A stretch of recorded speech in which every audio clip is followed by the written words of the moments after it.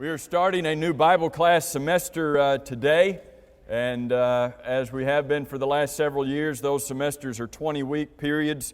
They're divided into two 10-week sessions, and this first 10-week session, what we're doing is we're taking our junior high, senior high, and our adult classes, and we're doing something we're calling Answering Bible Questions. And if you were here on a Sunday night about 6 to 8 weeks ago, we asked everyone that Sunday night to turn in Bible questions. Questions that you would like to see a Bible class devoted to answering. And so the classes that you see listed on the back of your bulletin this week, all of those are questions that members turned in a couple months ago, said, I'd like to see a class that talks about this. And so what we're going to study today and what's a part of all of these classes are just simply a matter of looking at those questions that have been turned in. Here's the general schedule. We looked at this last week, but just so you know the plan for the next 10 weeks on Sundays, one of the reasons that we're doing these answering Bible questions and having different classes done is that in this first 10 weeks of this semester, 4 of those Sundays are special Sundays for us. You'll see next week on May 1st, Troy Spradlin's going to be here for his mission report. On May 8th, Eric Lyons is going to be here from Apologetics Press. He'll be speaking on Sunday, so again, we'll all be in here. That'll be the end of the ET for Youth weekend, but Eric will be speaking to all of us. And then you drop down to June 12th in our leadership training camp. We'll be ending, and many of our campers will be speaking on that Sunday. And then July 19th is the Sunday that our VBS starts. And again, junior high, senior high, and adults, we all meet together. So 4 out of the 10 Sundays to begin this semester, we were all going to be in here together anyway. And so what we're doing is we're taking this center 4 sections, these center 4 weeks of May 15th through June 5th. In the back of your bulletin list the classes that are going to be taught during those 4 weeks. And in next week's bulletin, you'll have a full schedule. You'll have, for those 4 Sundays next week, in that bulletin, you'll have a full schedule of when those classes are going to be taught, what day, what room, who's going to be teaching them, so that you can be aware of all that's happening with that. So that's those 4 weeks. But the first one of these studies, we're going to be in here together. The last study on June the 26th, we'll be in here together again. So it's kind of a different kind of session here. Try not to hope you don't get too confused. Basically, if you get that schedule, next week's bulletin for May 15th through June 5th, and plan on your classes then realize that every other Sunday, junior high through adults are going to be here in the auditorium together. So here's what we're going to do this morning.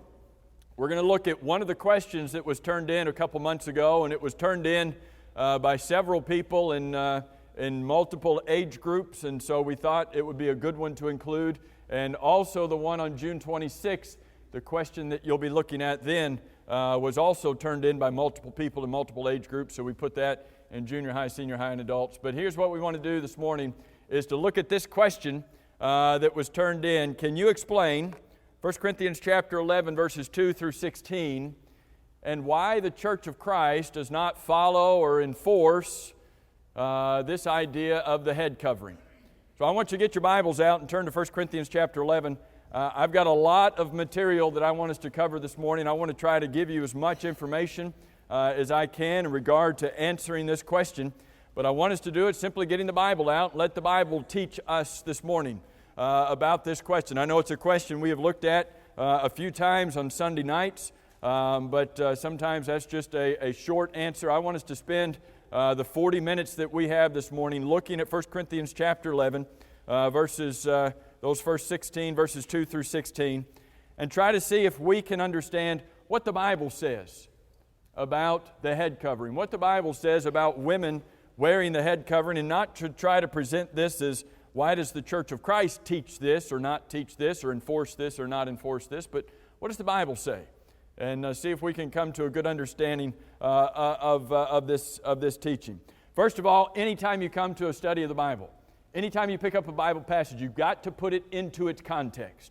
If you don't put a Bible passage into its context, you're going to misunderstand it most of the time. You will misapply it most of the time. So we got to put this study and fit it into its Bible context. So what we're going to do is first we've got to put this study into its immediate context. What's happening? When you get to 1 Corinthians 11 and verse 2, what's happening? What has he been talking about? This is not some random passage that you can pull out and say, oh, okay, here's what he's saying, and it doesn't have anything to do with the verses that surround it. Go back to chapter 8 for just a minute. Get your Bibles, look at 1 Corinthians chapter 8. Look at the closing verses where he is talking about the fact that there were some troubles in the church over the fact that about the matter of eating meats that were sacrificed to idols. And if you start in verse 8 of chapter 8, but food, he says, does not commend us to God. Food does not bring us closer to God. For neither if we eat are we the better, nor if we do not eat are we the worse.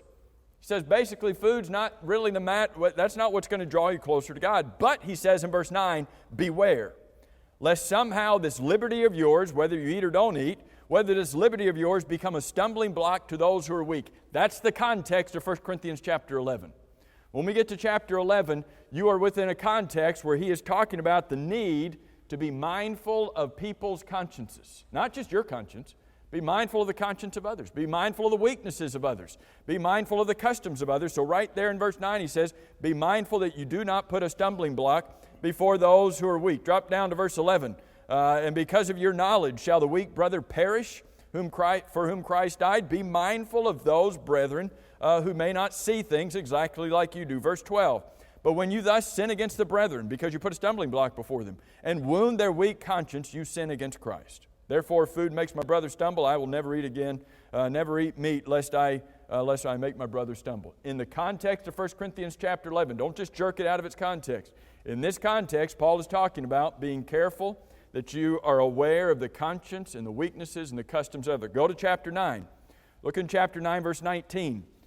For though I am free from all men, I have made myself a servant to all. I am not under legal obligation to all men. I'm not obligated to be mindful of all of these things, but I've made myself a servant of all. Why does he do that? That I might win the more. And so Paul says in verse 20, to the Jews I became as a Jew.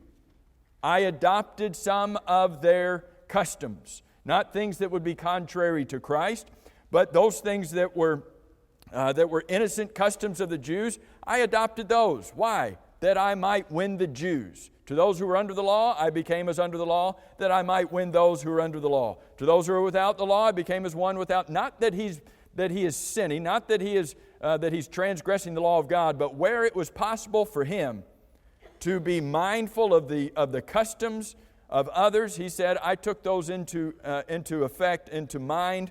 Look down in verse 23. Now this I do for the gospel's sake. Paul looked at his life. He looked at opportunities to reach other individuals who were living in different cultures than he was, and he says, when it was possible, I made myself more adept to their customs. Why? So that I might win them. That's the context, 1 Corinthians chapter 11. Being mindful of conscience, weakness, customs of it. Look in chapter 10. We've seen it in chapter 8, seen it in chapter 9. Look in chapter 10. Look in verse 24. For no one seeks his own, but each one the other's well-being. Eat whatever is sold in the market. Remember, again, there were meats that were being sold in the market that had been first sacrificed to an idol, and now they're being sold in the market. So he says, eat whatever is sold in the meat market. Ask you no questions for conscience sake. It doesn't matter if you eat that meat or not. It's okay for you, so don't ask any questions for conscience sake. Verse 27. But if any of those who do not believe invite you to dinner, and you desire to go, eat whatever is set before you, asking no questions for conscience sake. But if someone says to you, this was offered to idols, do not eat of it. Why? For the sake of the one who told you and for conscience sake. If it's going to bother your brother that meat has been sacrificed to idols, don't eat it. Why? Because in this entire context, he's saying we need to be mindful of those, of others, of their conscience, of their weaknesses, of their customs. Look down at verse 31. Therefore, whatever you eat or drink, or whatever you do all to the glory of God. Give no offense, neither to the Jews or the Greeks or to the church of God, just as I also please all men in all things, not seeking my own profit, but I seek the profit of many, that they may be saved. So that's a quick overview of some of the things that are happening here. But that's the context of 1 Corinthians chapter 11. When this passage is talking about the head covering, don't think that this is some random idea that all of a sudden Paul is popping up out of thin air. It had to do with the customs of the day. And he's telling these people to be mindful of other people's conscience, of their weaknesses, of their customs. In this church in Corinth, church in Corinth was made up of Greeks, made up of Romans, made up of Jews. And not all of those groups wore a veil. Not all of those groups wore a head covering. Some did, some didn't. So he's telling this church, be mindful of others in the church. Others who may wear the veil, may think they need to wear it, or others who may not, be aware of them. Now, you put this passage into the larger context, the book context. First you look at it in the immediate context, then you look at it, what's the book context? Book context is Paul's writing to a group of Christians in Corinth, a church that is being plagued by division. There's a lot of things that are happening in this church, a lot of issues that are dividing these brethren, and so he's telling them, you need to remain united. That's the context of this book. Don't even be divided over the head covering. You need to be united even in this thing. And in this section of Scripture, if you start in chapter 7 and through the end of the book, he's writing to them about questions that they had asked him. So apparently they had asked him a question about the veil, about the head covering. Does a woman need to wear it or not wear it? Does she need to wear it in this setting or not in this setting? So he is answering that question about a custom that was there in the city of Corinth. So put it in its book context. And then anytime you study a Bible passage, you've got to put it into its Bible context.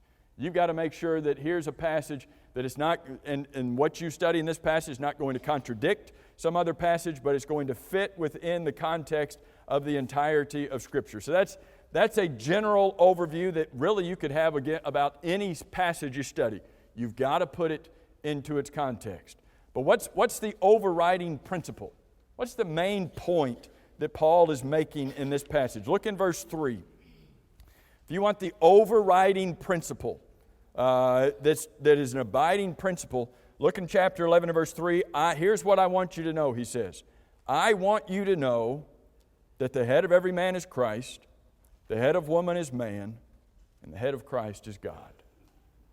The overriding principle of this passage is this matter of divine authority. He says, this is what I want you to know. Here's what I want you to lock into your minds, is that there is a divine order of authority. Christ is the head of man, man is the head of woman, and God is the head of Christ. Drop down to verse 7, because he not only talks about this order of authority, but he also talks about the creation order. And both of these, the order of authority and the creation order, indicate different roles, different gender roles for people to have. In verse 7 he says, man is the image and the glory of God, but woman is the glory of man. There's a distinction between the roles, distinction between the genders. Man's the glory of God, woman is the glory of man. Verse 8, for man is not from woman, but woman from the man. Nor was the man created for the woman, but woman for the man. Look in verse 11. Nevertheless, neither is man independent of woman, nor woman independent of man in the Lord. For as woman came from man, even so man also comes from the woman. But all things are from God. So he takes us back to what's God's divine order of authority. Then he takes us back to what was the creation order. Man was created first, and then woman was created. And what he does is he ties the role of a woman in being in submission to a man, he ties it back to creation. That's the order that they were created in. But he does not, in this passage, he's not going to tie the veil. He's not going to tie the head covering back to creation. If you go back and study your Old Testament, you might do this sometime, do you read about the women, the leading women, the hero women of the Old Testament? Do you always read about them wearing a veil? Do you always read about them wearing a head covering? You don't. And so this head covering, this veil, is not something that went back to creation. But the overriding principle of the divine role of authority does go back to creation. And so there you might see that this veil was not something that was tied all the way back to the Garden of Eden, but was something that was limited to this particular culture. Now, understand that he's not talking about equality in this passage. He's not saying that man is more important, more valuable, superior to woman. He's not saying that. He is not saying that at all. He's talking about the structure of authority. Is Christ equal to the Father? Yes or no? Is Christ equal to the Father? Yes. But what does verse 3 say? God is the head of Christ. Oh, does that mean Christ is inferior? No, it's not what it means. It means that there is a submissive role that He has taken. Not that He's not equal, but that His role is different. Is woman inferior to man? No. Are men and women equal? Yes.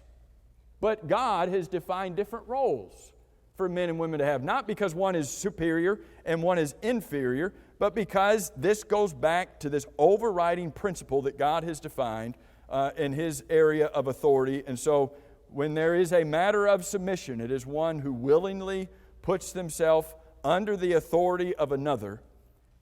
And in 1 Corinthians chapter 11, that's what the veil represented. That's what the covering represented. In that culture, the veil, the covering represented the role, the submissive role that God had defined for woman to have in His divine order of authority. So it's important that we see this overriding principle. Now, come to verse 4, and I want us to see what were the instructions. What were the instructions that God gave in this passage? There's really actually only one command, and it comes down later in the chapter.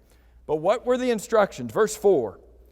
Instruction number 1 is that men were to keep their heads covered. Look at verse 4. Every man praying or prophesying, having his head covered, dishonors his head. A man was to keep his head uncovered. Look at verse 7. A man indeed ought not to cover his head. Well, what was the deal? We'll talk a little bit more about culture a little bit later in this lesson. But in that culture, for a man to cover his head was a sign, was an indication, was an act that would make him look like a woman. If he covered his head, it was an effeminate act, making him appear like he was a woman, and therefore it was a disgrace to his head. Look at what verse 4 says. Every man having his head covered dishonors his head, disgraces his head. Verse 3, not talking about the thing on top of his shoulders, on top of his neck. It's not that he dishonors this head. What does verse 3 say his head is? Christ is the head of man. So if man in that culture appeared with a covering, with a veil on, guess what it did? It dishonored Christ. It disrespected Christ, who was man's head. Well, what does verse 5 say? Women were to keep their heads covered. Every woman who prays or prophesies with her head uncovered dishonors her head. Okay, look down in verse 10. For this reason, talking about the woman, for this reason the woman ought to have a symbol of authority on her head. The woman, just as the man was to keep his head uncovered, the woman was to keep her head covered. And again, it had to do with the culture of that time. A woman in that culture would go out in public with a veil on, with a covering over her head. And if she didn't, if she went out unveiled, if she went out uncovered, it brought shame to her. It brought shame upon her. And what does verse 5 say? It brought shame upon her head. It's not talking about the thing on top of her shoulders, on top of her neck. It brought shame to the order of authority that God had put into place. And so when you study this passage, we're looking at a time frame, we're looking at a culture in which it was equally wrong for a woman to go into public uncovered as it was wrong for a man to go into public covered. Now, we're going to address this more in just a minute, but does that sound like American culture? Does that sound like Western culture? Do we live in a culture where it is equally shameful, where it is equally wrong for a woman to go into public uncovered, no veil, no covering, equally wrong for a man to go into public covered with something on his head? Does that sound like it definitely applied back then. What we need to try to figure out this morning is, does that apply today? I want you to look at the last couple verses here, and I wish we had more time to spend on this, especially in what's happening in our culture. But I want you to see what verses 13 through 15 are talking about. In this passage, there is a sharp distinction that God makes between the sexes. Now, He's making it all the way through here, talking about men and women, men and women, men and women. But you get down to verse 13, He says, "Judge among yourselves. Is it proper for a woman to pray to God with her head uncovered?" That was only proper for a man to do. He says, is it proper for a woman to do that? Does not even nature itself teach you that if a man has long hair, it is a dishonor to him? And please don't take that verse out of its context. Again, put it into its context. Talking about the nature. The word nature there talks about the environment that they had been brought up in, the things that they were accustomed to. And back then, it was a dishonor for a man to have long hair. But if a woman, verse 15, has long hair, it is a glory to her, for her hair is given to her for a covering. Notice that there are distinctions that are made between a man and a woman. When they went out into the society, when they went out into public, just by looking at them, you were supposed to be able to tell whether he was a man or she was a woman. I want you to think about that. They were supposed to be able to tell whether somebody was a man or a woman just by looking at them. We live in a sick and twisted society where we're getting that all the way backwards now. And where, we're not only trying to hide what our gender is, but we're trying to fool people into believing we're just the opposite of what God made us. And there's a distinction that's drawn here. I knew that would get your attention because of what's happening here. But that's a distinction that God makes in this passage, and something we can talk about on another occasion. But I want you to see that in the midst of this context where God is giving them some instructions, and one of these instructions had to do, and one of these principles has to do with that distinction between the gender. But why did God give these instructions? That's the whole crux of what we're talking about this morning. Why did God give these instructions? The instructions: man goes into public, not supposed to have his head covered. Woman goes into public, she's supposed to have her head covered. Why? What was the deal with all of that? And we're going to talk in just a minute about does this apply to us or not. But for a woman to have her head covered was essential in that culture. Why? Look at verse 5. Because if she went out uncovered, she dishonored her head. She disrespected the headship of her husband, of the man. We saw this in verse 5. Every woman who prays and prophesies with her head uncovered does what? If she is seen uncovered, it dishonors her husband and disrespects his headship. That was one of the reasons for this instruction. What was another reason for the instruction? Well, it was, if she went out with her head uncovered, it was equal to having her head shaven. Look at the end of verse 5, where it says, "For that is one and the same as if her head was shaved. For if a woman is not covered, let her also be shorn." Why did God tell a woman she needed to be covered? Because if she wasn't covered, God says in that culture, it was one and the same as if her head was shaven. Was that a good reason to have your head covered? God says, look in the rest of verse 6, that another reason He gave these instructions is because for her to go out uncovered was shameful. He says, "But if it is shameful for a woman to be shorn or shaven, let her be covered." So in that culture, it obviously was. If a woman went out without her head covered, it was a shame to her. And, Jerry?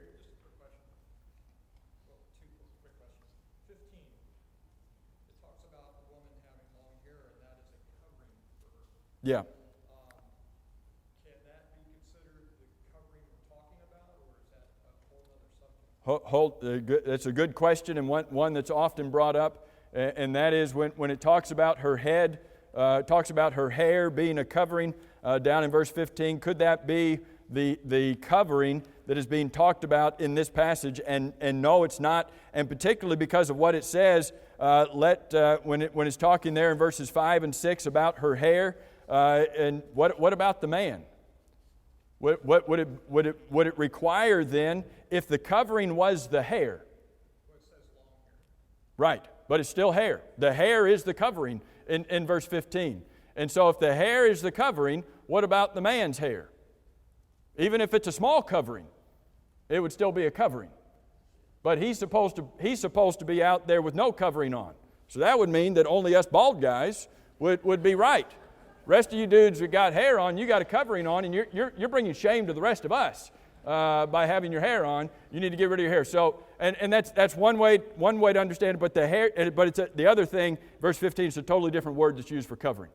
And so the hair in that passage, the hair the covering that is being used, verses 5 and 6, is a covering that can be taken off and put on.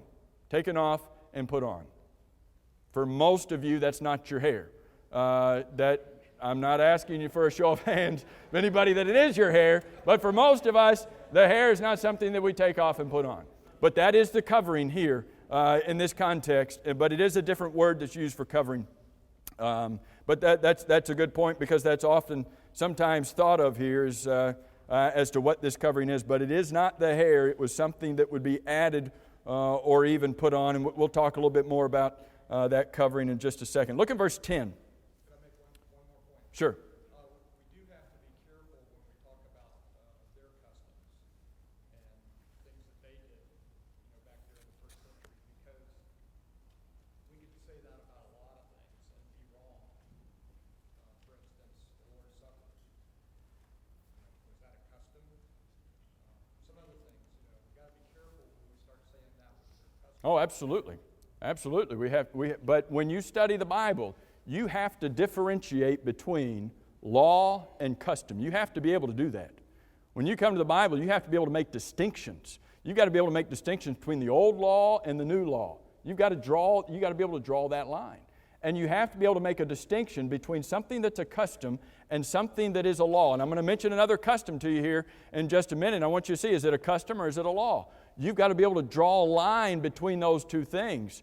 And what helps you to do that is to put it into its context and to put it into its biblical context.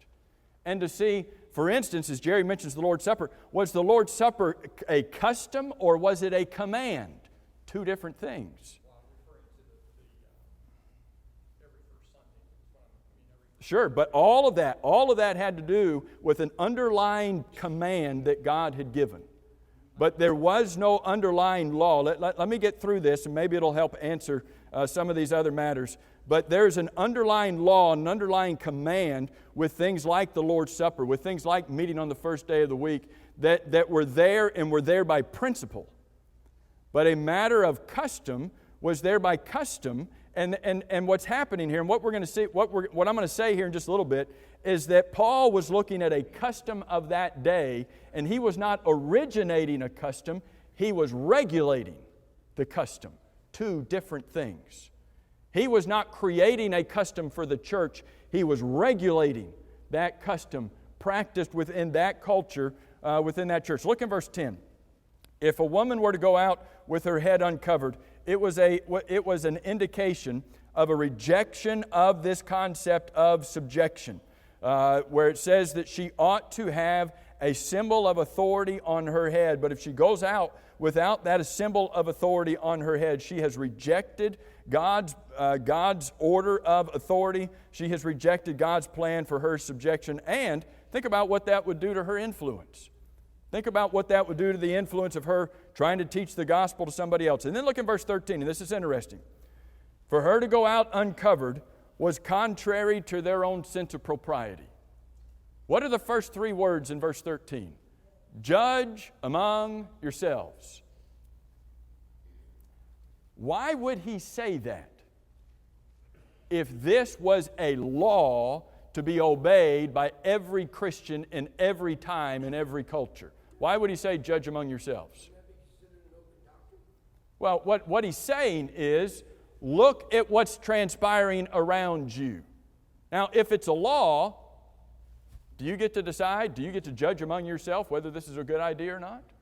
Do you get to evaluate for yourself, well, is this going to fit or not fit? If it's a law of God, You don't get to decide whether it fits or it doesn't fit. You don't get to decide whether this is the culture for it or not the culture for it. If it's a law of God, it stands regardless. But what does he say? He says, use your own common sense. Judge among yourselves. And that's that passage where we read, where he says, you look around what's happening, what's happening in your culture, what's happening around you, and this matter of the covering, there was a social norm that was involved in having a covering. And so what he's saying when he says judge among yourselves, he's telling them based upon your own experience, what you have seen. He's writing to Christians in the city of Corinth. Based upon your experience, based upon your judgment, what do you think is appropriate? You know what's appropriate. You're living there. You know what's appropriate in that culture, and you know what's not appropriate in that culture based upon nature. Not nature that God has created, but by nature, verse 14, this long habit and practice of this environment in which they were living, he says, I want you to look out and use your own common sense. Judge among yourselves. Is it proper for a woman to pray to God with her head uncovered? Why would he ever say, judge among yourselves, if this was an absolute edict from God? You don't get to decide. You don't get to involve your own ideas in this matter if it's a command from God. But he's saying you need to recognize what's happening around you. Let me share with you, if we've got time, let me share with you about 4 reasons why this head covering, why this idea, why this culture of the head covering, why it is not applicable today. And there's a lot I wanted to try to cover today, and I want to try to give you these 4 reasons. But after we look at these 4 reasons, I want you to understand that there are some principles in this passage that still apply today. We don't just look at this passage and say, oh, well, okay, well, that was based upon some cultural things of that time, and it doesn't apply to us today.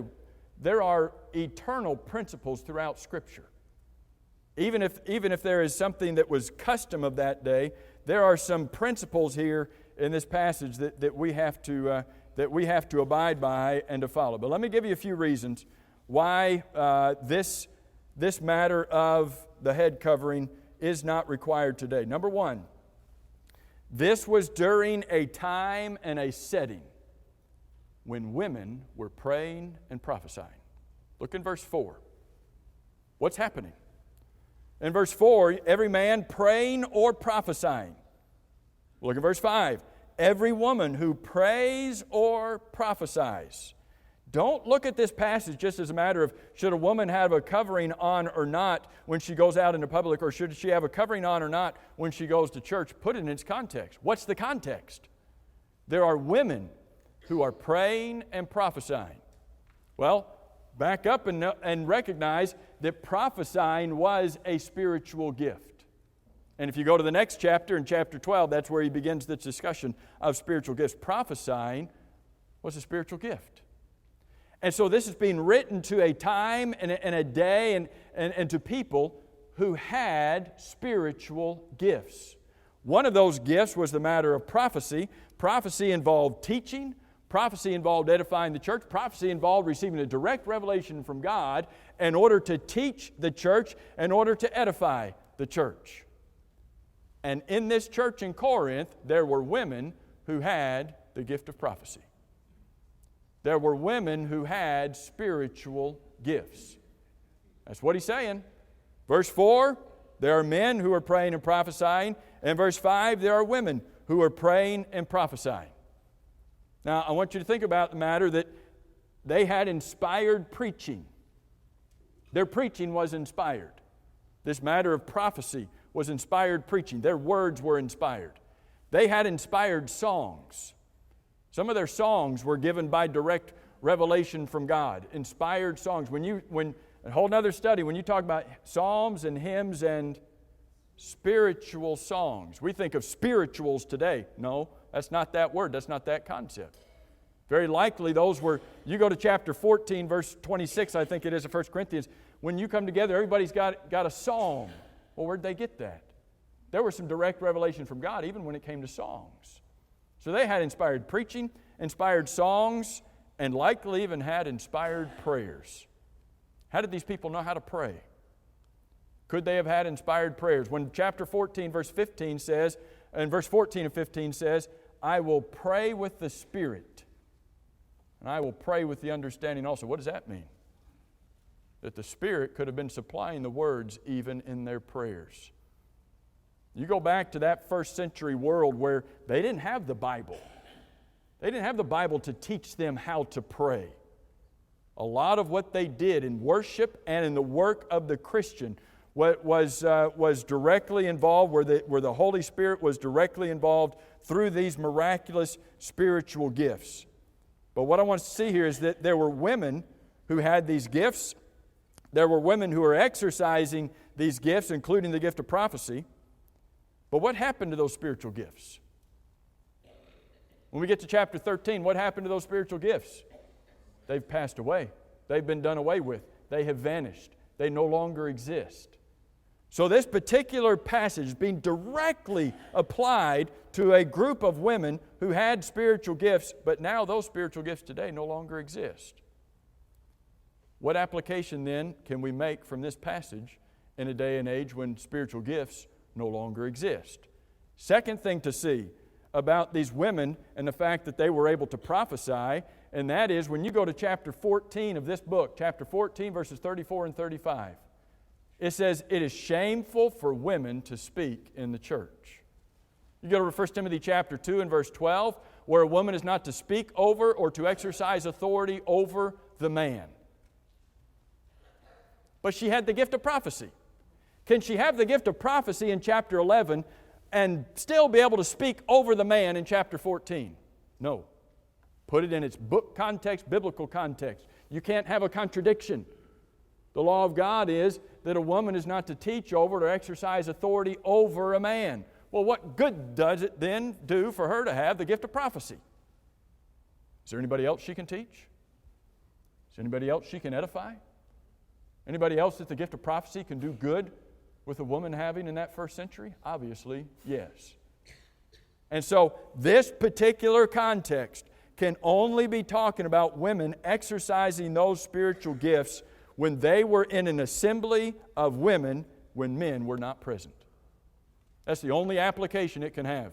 Otherwise, you're going to contradict the rest of this book and the New Testament to put her in an assembly where she is praying or prophesying over the man, which would contradict other passages. So this can only be talking about a context, a setting, where she is exercising this gift in a room, in a place where there's only women or children. That's the only way it can fit within the entirety of the New Testament context. So we're not talking about whether she's down at church. We're not talking about whether she's there in worship on the first day of the week. We're talking about a limited setting where she was able to exercise this gift that God had given to her. Now, would it apply in other settings?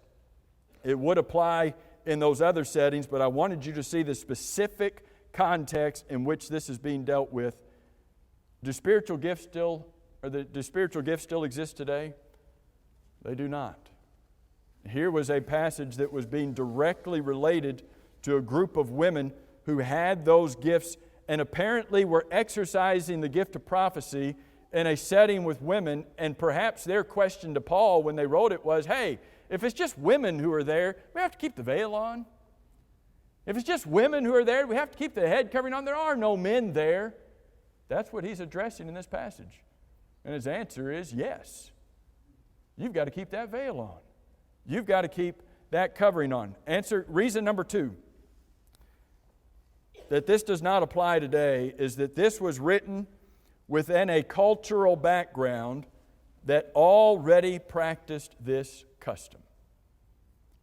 And this is what I said before, that Paul was not inventing. Paul was not creating the head covering doctrine. He was not creating the head covering custom. He was not saying, okay, here's an idea that I want you to do. I want women to wear a head covering. No. It was something that was already being done. It was something that was already, but if you go back and study first century culture, it was not happening all around. Wherever Paul went, they were not all necessarily wearing the veil. When he went back to Jerusalem, they were not all necessarily wearing the veil. If he made it to Spain, they were not all necessarily wearing the veil. So it was limited to certain cultures, even in that day, of this custom. So Paul was not originating anything. He was taking something that was already being practiced, and he was sanctioning it. He was regulating it, giving God's instructions for it. So women in Corinth covered their heads when they went outside into public. The International Standard Bible Encyclopedia says that it was an act which had its basis in the social proprieties of the time. For reputable women wore a veil in public, and to appear without the veil was an act of bravado or worse. So that was the custom, the culture of that day. It was a sign of submission, of subordination in that culture. And so you go to the city of Corinth. In the city of Corinth was the temple of Aphrodite, with 1,000 prostitutes, priestesses, prostitutes who served at that temple. And those 1,000 prostitutes went about the city without a veil on. That was their culture. That was their custom. Those women went about, those prostitutes went about the city without a veil on. Everybody knew that. Those are the prostitutes. We know who the prostitutes are. We can recognize the prostitutes. Prostitutes don't have the veil on. So if I'm a Christian lady in the city of Corinth and I go outside, I go out into public, should I have a veil on? Should I have a covering on? Should I not? Should I do what I can to make myself look different from those prostitutes who are going around without that veil on? So Christian women in that culture needed to go out into public having that veil, having that covering on in order to protect their influence and in order to avoid bringing shame upon themselves or upon their husbands, their head, or upon the church. But think about what that meant. Look in chapter 16. This is the other custom I wanted you to see. Look in chapter 16 and verse 20. Was Paul inventing something, or was he regulating, sanctioning something in chapter 16 and verse 20? Greet one another with a holy kiss. Was that something that was to be practiced and bound for generation upon generation upon generation? Did you greet each other with a holy kiss this morning? How many of you kissed each other this morning? I'm not talking about your spouse. I'm talking about inside this room. What was happening? That was the greeting back then. That was the common greeting back then, was to kiss one another in the greeting. And so what was Paul doing? Regulating it, sanctioning it, taking it and putting it into Christian practice. Okay, when you greet one another, do it in a holy way. Do it in a right way. Was he saying we have to do that today? No, that was a custom back then.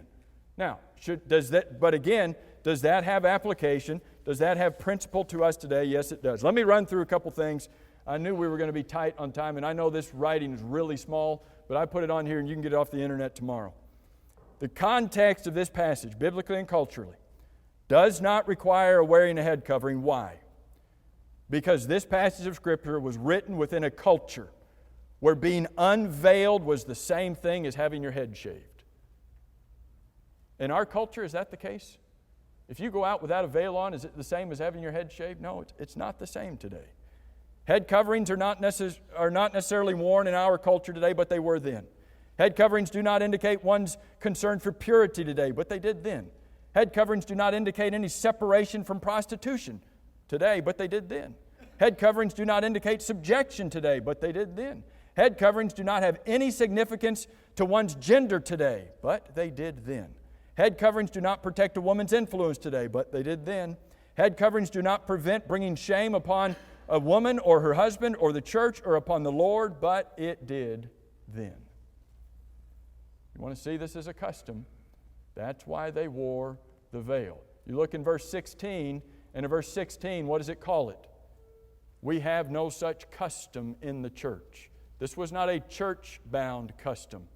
This was a that was there in the culture. Let me throw these up there, and I want to give you I have to get to the last point, so give me 30 seconds.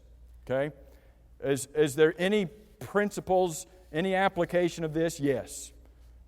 There are principles that must be heeded from this passage. The chain of authority must be respected. The divine arrangement of subjection must be respected. We must guard our influence. We must ensure our behavior is separate from anything that would be shameful. We need to avoid being identified with questionable people. We need to dress modestly. We need to understand that sexual identity and clear role distinction has to be maintained. We've got to live in harmony with any customs that are within our culture that are right within themselves. But here's what I want you to hear. There's nothing wrong with a woman wearing a covering today. Nothing wrong with a woman wearing a veil, wearing a covering on her head in an assembly today. Especially if that is for conscience sake. There's nothing wrong in doing that.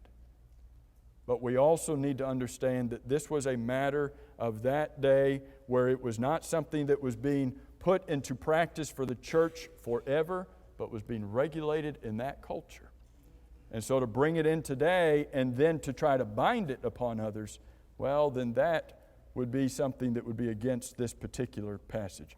I know that's tons of information. I knew I would never have time to cover it all, and I wanted to give you more than you could possibly absorb in this setting, not to intentionally or unnecessarily, I should say, overwhelm you, but to help us to put this. All of this will be on the website tomorrow. All of this PowerPoint will be there. There's more that we were not able to get to. But let's make sure that when we are answering Bible questions, that we just try to go back to the Bible and make sure we put it in a Bible context. Let the Bible give the answer, and then accept the answer that the Bible gives. Thank you all for your good attention and your patience this morning in this study.